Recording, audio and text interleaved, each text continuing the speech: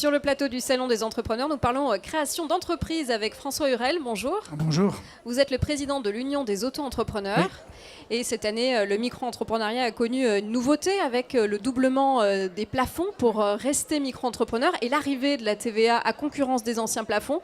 Vous accueillez ça comme une bonne nouvelle? On peut rester plus longtemps micro-entrepreneur? Oui, clairement, le début de cette année a été marqué par effectivement ce doublement du seuil, enfin des deux seuils. Aujourd'hui, on peut rester un peu plus longtemps micro en fait, entrepreneur. Donc on va toujours dans le domaine de la facilité, ce qui est plutôt bien. Au-delà de ça, le texte Pacte, aujourd'hui en cours de discussion à l'Assemblée nationale, continue un process de simplification. Et je crois qu'il y a pour 2019 en préparation l'idée d'un texte sur le travail indépendant de façon plus large pour traiter de tous nos sujets techniques et en même temps du sujet des plateformes, qui aujourd'hui est un sujet qui couvre quand même un grand nombre d'acteurs. Et le travail en fait indépendant est devenu un savoir-faire et en même temps un lieu commun. Et donc du coup, je pense qu'il est important qu'on puisse donner un cadre juridique un peu meilleur à cette activité-là lorsqu'elle est exercée dans le cadre de plateformes. Et toujours bien sûr dans une vocation de simplification. Oui, est-ce qu'aujourd'hui c'est toujours une activité complémentaire, le micro-entrepreneuriat, ou finalement ça a changé? On n'est plus seulement salarié plus micro-entrepreneur. Est-ce qu'on n'est que micro-entrepreneur aujourd'hui? Alors j'ai envie de dire deux choses. La première, c'est que sur les 550 000 créations de l'année dernière, pratiquement 400 000 l'ont été par le prisme du travail indépendant, de l'auto-entrepreneur, de ce régime simple. C'est devenu en quelque sorte le régime de droit commun pour créer. C'est un tremplin? Bon. C'est un tremplin, un premier pas, une marche, avec l'idée simple, évidemment, c'est de pouvoir changer en fait, de régime, si jamais l'entreprise effectivement se développe.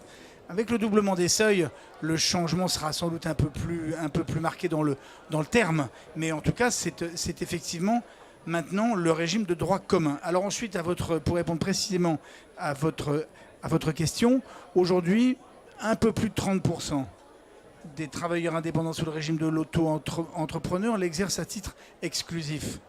Ça veut dire que 70% ne sont pas forcément en activité complémentaire, mais ont d'autres sources de revenus. Ils sont retraités, ils sont demandeurs d'emploi, mais ils le font avec une autre activité, avec une autre source de revenus. Et 30% le font à titre exclusif et restent dans ce régime, atteignant eux-mêmes le plafond. Est-ce que quand on lance son activité de micro-entrepreneur, il y a des écueils à éviter, des faux pas? Alors, il y a deux écueils. D'abord, de croire que c'est très compliqué. Et j'étais tout à l'heure sur en fait, notre stand. C'est fou le nombre de questions qui nous sont posées sur le contenant.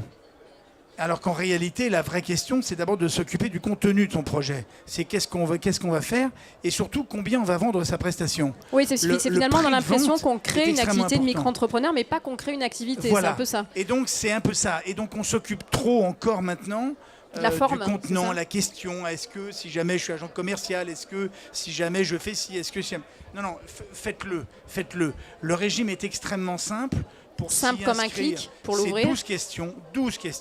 8 sur l'état civil, une sur l'activité, une sur sa situation sociale et une sur ses enfants. Donc on ne peut pas faire beaucoup plus simple.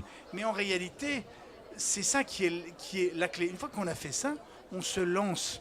Il n'y a pas de risque puisqu'il n'y a pas de charge, il n'y a pas de coût. Si jamais il n'y a ni charge fiscale et ni charge sociale, si on n'encaisse pas si on gagne zéro, on paye zéro. On gagne zéro, on paye effectivement zéro. Du coup, n'ayant pas en fait de risque, il faut s'occuper du contenu, de qu'est-ce qu'on va faire, à qui on va le vendre.